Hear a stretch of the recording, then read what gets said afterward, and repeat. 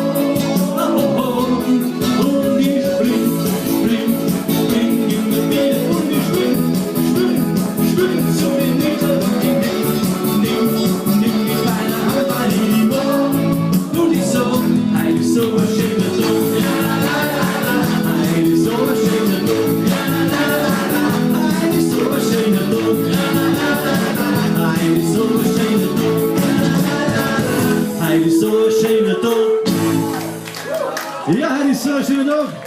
Dankeschön.